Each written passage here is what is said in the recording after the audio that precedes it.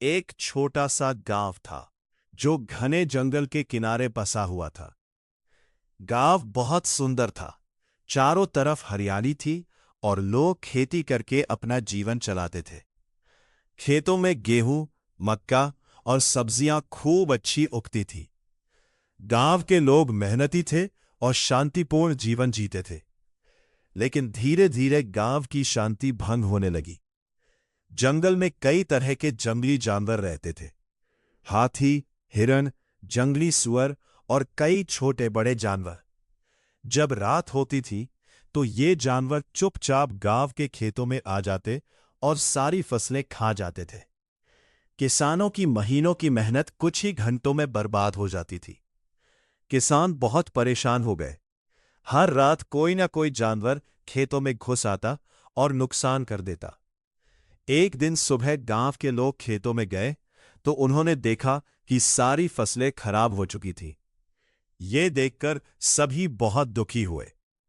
रामू किसान गुस्से में बोला, अब बहुत हो गया, हम रोज रोज का नुकसान सहन नहीं कर सकते। श्यामू ने कहा, अगर ऐसा ही चलता रहा तो हम खेती ही नहीं कर पाएंगे। गांव के सभी लोग एक जगह इकट्ठा हुए और समस्या का हल ढूंढने लगे। बहुत चर्चा के बाद तय हुआ कि वे गांव के सरपंच के पास जाएंगे और पूरी बात बताएंगे। अगले दिन सुबह सभी लोग सरपंच के घर पहुंचे।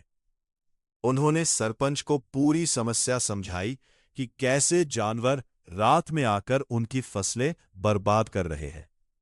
सरपंच ने ध्यान से सारी बात सुनी और कुछ देर सोचने के बाद कहा, यह समस्या गंभीर है, लेकिन इसका हल निकाला जा सकता है।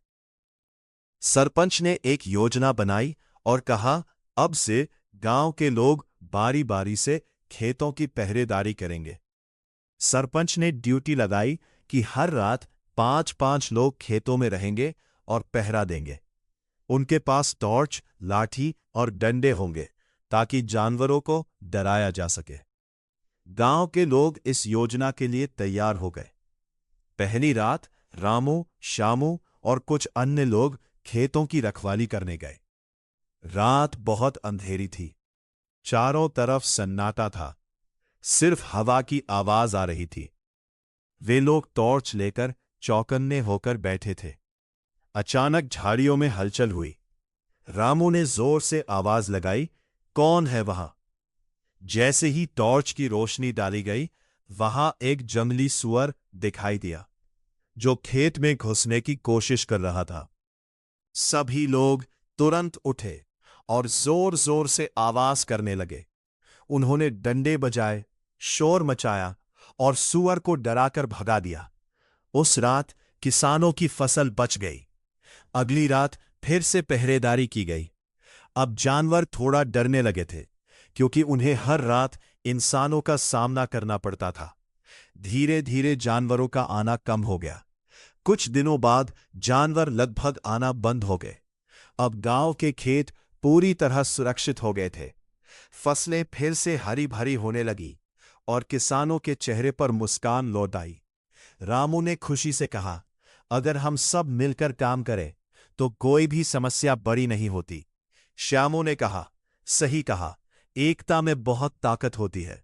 गांव के सभी लोग बहुत खुश थे क्योंकि उनकी मेहनत फिर से सफल हो गई थी। वीडियो पसंद आए तो लाइक करें और चैनल को सब्सक्राइब करें।